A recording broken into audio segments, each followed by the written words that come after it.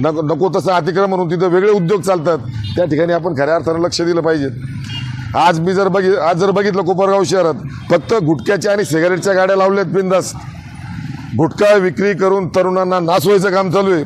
आत्ताच आमचे अनिल भाऊंनी सकाळी सांगितलं का कोपरगाव शहरामध्ये फक्त गुटख्याच्या आणि सिगारेटच्याच गाड्या लागलेल्या दिसत आहेत। मग यांना नेमकं कोण पाठीशी घालतंय, या 2 नंबर व्यवसायाला कोण पाठीशी घालतंय? पण आम्ही सर्वपक्षीय, आम्ही आता आमच्या मनाला आणि हृदयाला आणि पूर्ण शरीराला आम्ही आता पक्की गाड बांधलेली आहे।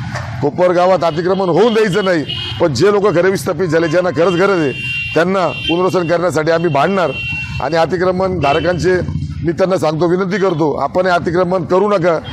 आजूबाजूच्या व्यापाऱ्याला भेटून आपल्याला छोटीशी जागा आपण हॉकर्स बनवून तिथं व्यवसाय करावा, मी अशी या निमित्तानं विनंती करतो। आणि पुन्हा एकदा सांगतो, घाबरू नका, आम्ही सर्वजण तुमच्या सोबत आहोत। जय हिंद, जय महाराष्ट्र, जय संविधान।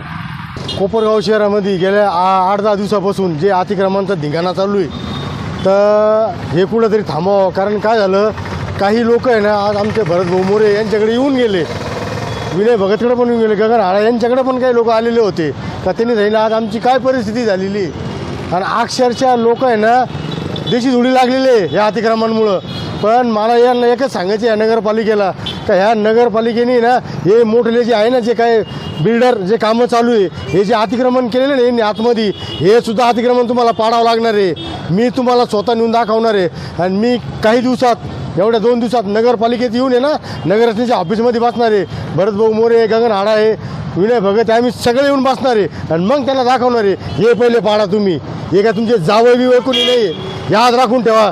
जर का तुम्ही तोंड पाहून जर उद्योग चालवले ना, आता हे निवारा भागात चालू आहे, आता काही लक्ष्मीनगर भागात चालू आहे, आणि काही लोक तर गाव सोडायला तयार झालेले। आमचा एक मित्र आहे, त्याची दोघं नवरा बायको, त्याची बायको त्याला सांगितलं की मी आता काही इथं राहणार नाही, मी माझ्या बाई निघून जाणार आहे।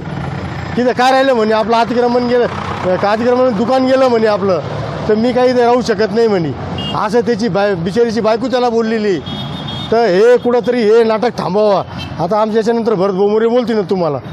माननीय मुख्याधिकारी यांना आम्ही आमच्या वतीने, सर्वांच्या वतीने विनंती की हे जे अतिक्रमण काढलं आहे त्यांनी, याची आहे ना एक त्यांनी फिक्स बाउंड्री तयार करून द्यावी आम्हाला, का याच्या पुढं तुम्ही येऊ नका। आणि आमचे जे दुकान आहे, म्हणजे टेम्पररी दुकान आहे, यांना किमान कमीत कमी ना चाकं बसून आम्ही कमीत कमी ना रोजगार करू असा विषय।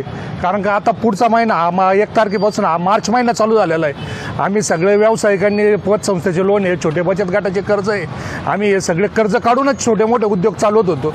आम्हाला काय नॅशनल, आम्ही रोडवर असल्यामुळं अधिकृत नॅशनल बँकेचे काय आम्हाला काय कर्ज भेटलेले नाही आहे। तर त्याच्यामुळं आम्ही जे छोट्या मोठ्या उद्योगातूनच बचत गटातून याचे कर्ज काढलेले। आता मार्च चालू झाल्यामुळे यांच्या वसुले चालू झालेले आहे, घरपट्ट्या वसुले आहे, बँकेच्या वसुले आहे। या अतिक्रमणामुळं आमचे हे सगळं उद्ध्वस्त झालेलं आहे। तर आमची अशी शिवसाहेबांना विनंती तर कमीत कमी ना आमचे हे या ज्या दुकानं आहे यांना कमीत कमी ना चाकं लावून आमचे छोटे दुकानं, आमचे जे छोटे 4x5च्या टपरे आहे, आमचे छोट्याला टपरे या रस्त्याच्या कडेला लावून द्यावा। तुम्ही सांगा, आम्ही त्या मिनिटाला आम्ही काढायला तयार आहे। आज काढल्या, काल काढल्या, उद्या पण काढणार आहे आम्ही। फक्त आम्हाला एक फिक्स बाउंड्री करून द्या। आम्ही दास्तवलेलो आहे, प्रत्येक घरामध्ये गेलं तर कामावर जायची इच्छा व्हाय नाही, कारण का प्रत्येक घरात तिथं नोटीस येऊन देऊ राहिले, आज याचं या गल्लीत हे नोट तोडायचं आहे, उद्या ते तोडायचं आहे। त्याच्यामुळे आम्ही सगळेजण भयभीत झालेलो आहे। तर आमची अशी सगळे प्रशासनाला विनंती का तुम्ही एक अशी फिक्स बाउंड्री करून द्या। काय होतंय आत्ताच्या काळामध्ये, आता जे पाहिलं अतिक्रमण काढले, हे तोंड पाहून अतिक्रमण काढले गेलेले, मोठमोठ्याला बिल्डिंगा तशा राहिल्या गेलेलं आहे, गोरगरिबाचे आमच्या टपऱ्या काढल्या गेलेले आहे, पाठीमागच्या बिल्डरांचे जसेचे तसे अतिक्रमण ठेवले। मला सांगावं, लेआउट पहिल्यांदा तो बिल्डर एक लेआउट सँक्शन करतो, परत तोच बिल्डर लेआउटचा आहे ना कॅन्सल झाल्याचा अर्ज देतो, आणि तो 15 मीटरचा रस्ता 9 मीटरवर नेतो, परत तो ब्लॉक करून तो रस्ता करून बिल्डर विकतो, परत तो नगरपालिकेला हस्तांतर करायच्या ऐवजी ना तो हस्तांतर करत नाही। वरून तिथले स्थानिक लोक, नगरसेवक भरत भाऊ यांच्याकडे, अनिल भाऊंकडे येतात, भाऊ आमच्याकडे नगरपालिका गाडी येत नाही, हे भाऊ मदत करतात, प्रशासनाला विनंती करतात, तिथं गाडी पाठवतात। म्हणजे याच्यात फक्त मलाही आणि सगळा पैसा कमवू राहिला कोपरगाव शहरातील बिल्डर, आणि तो आज या रोडवरच्या जे आमच्या गोरगरिबांना जे हटवायचं काम करू राहिला, हे बिल्डर लॉबी करू राहिले, असा आमचा सरसकट आरोप आहे। याच्यामुळं आज जे आम्ही उद्ध्वस्त आलेलो आहे, या बिल्डरांचा आम्हाला एक प्रश्न आहे हे दिवाळीला म्हणता गावामध्ये खरेदी करा, वर्षाला म्हणता गावामध्ये खरेदी करता. यांचे अतिक्रमण काढायला हेच पूर येतो म्हणे गावाला. अहो पूर कसं काय येतो? पूर आणला जातो काय? आमचा सरळ असा आरोप आहे, कोपरगाव शहराला हा पूर आणला जातो. यांनी या ड्रेनेजच्या नावाखाली एक 4 इंचाची 9 इंचाची पाईपलाईनीच्या पुढं त्यांनी यांचे अनेक नगर लावलेले. ते 9 इंचाचा पाईप बदलावला का यांनी? आजपर्यंत त्यांनी तो पाईप बदलावलेला नाही. पूर्ण ड्रेनेजच्या त्या पाईपलाईनी इसवी सन काळाच्या जशाच्या तशाच आहे, त्या उघड्यावर गटारी. तर आमचं असं म्हणणं आहे की या ज्या बिल्डरांनी जे केलेलं आहे, दिवाळीला म्हणता खरेदी करायचा, यांच्या संस्थेचे कामं चांगली साताऱ्याला जातात, यांच्या कर्मचाऱ्यांचे कपडे पुण्या नाशिकवरून येतात, यांचा घरातला किराणा शिर्डीवरून जिओ मार्ट डीमार्टमधून येतो, भाजीपाला यांचा ड्रायव्हर आणतो आणि हे सांगता आपल्याला का गावात खरेदी करा. मग जे रोडवरचे आम्ही दुकानदार आहे, आम्ही जे व्यापारी लोक आहे किंवा जे गावातून आमच्या करतात, आमच्या दुकानं काढून यांना भेटणार काय? यांनी 1 कोटीचे कर्ज काढून दाखवत्या, कोटीचे आकडे दाखवत्या. आम्हाला इथं 50,000चं कर्ज भरायचं अवघड होऊ राहिलं.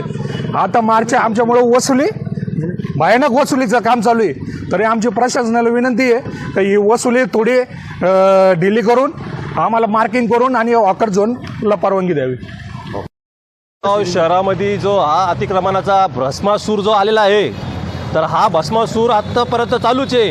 पण आता हा भस्मासूर कुठंतरी थांबला पाहिजे अशी आता आम्ही मागतं विनंती केलेलीच होती का हा भस्मासूर जो येणार होता तर तो आला नाही पाहिजे. पण तरीसुद्धा या भस्मासुराने आपल्या कोपरगाव शहराला अख्खं उद्ध्वस्त करून टाकलं.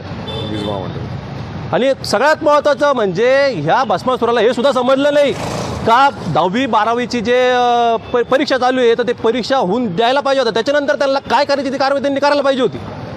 म्हणजे याच्या